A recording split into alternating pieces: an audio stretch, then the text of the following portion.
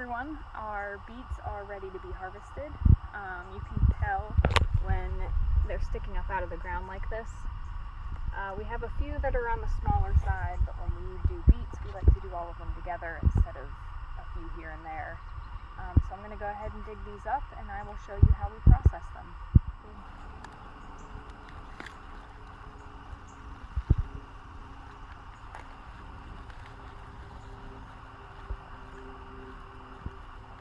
I'm not sure you can do it.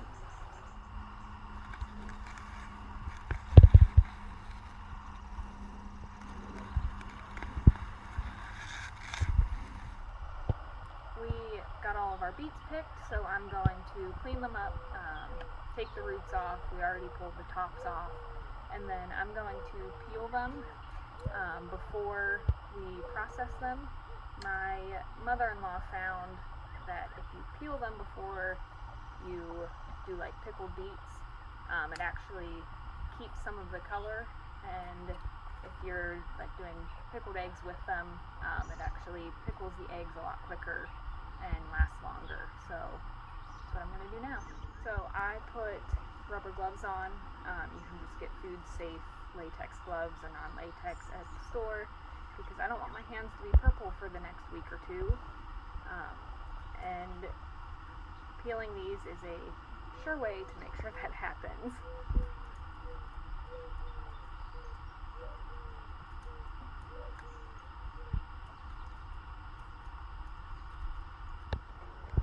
So after we have them skinned and cleaned off, we're going to cut them into more bite-sized pieces. Some of these bigger ones I'll quarter, some of the little ones I don't even cut at all. And they'll go in a pot with 2 cups of vinegar, 2 cups of water. If we're doing a sweet pickled beet, we'll do 2 cups of sugar. Sometimes we don't like to have as much sugar in it, so you just add sugar to taste. We'll probably only do maybe a ½ cup or so.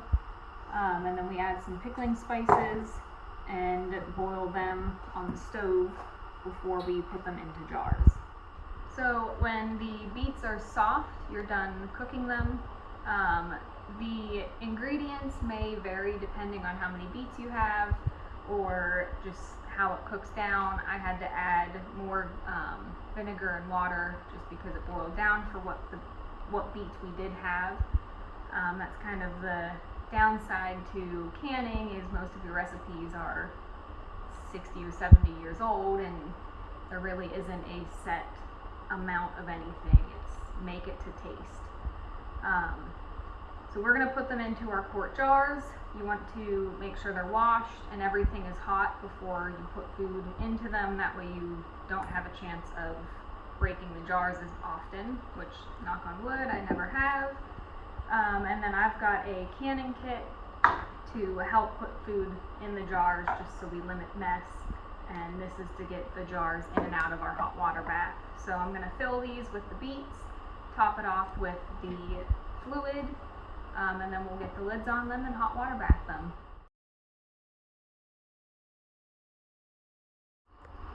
So you want to fill the beets close to the top of the jar, and then add fluid until the beets are covered.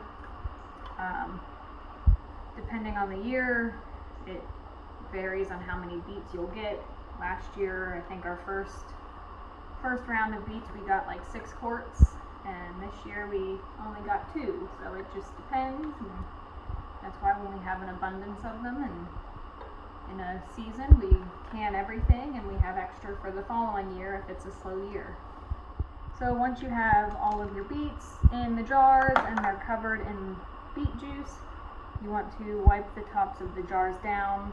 Make sure that your seals get a good connection and seal when they are done. We'll put the lids on and tighten them down. Just be aware that these jars do get very hot. If you do it enough, you can tighten them down and not really feel them burning your fingers, but for beginners, be careful. And then we're going to put these in a hot water bath. So they'll go in basically a stock pot. We'll have enough water in it to cover above the lids, They're going to boil for 20 minutes and then we'll pull them out and they'll cool. And as they're cooling, you'll hear the seals like create the suction and they'll pop. And then when they're completely cool, to check it, you can press on the lid, and if it presses and makes a clicking noise, it did not seal. If there is no noise and you can't move it, it did seal, so it's good. And at that point, we'll put the date on it and put them on our shelves and enjoy them at some point later. So we canned our beets about 2 weeks ago, and then the next day we cleared out anything that was left in here, added some compost, mixed it up, and replanted some beets. As you can see, they're starting to poke through already, so we'll be getting a second round of beets at some point this year, and we'll let you know when that happens.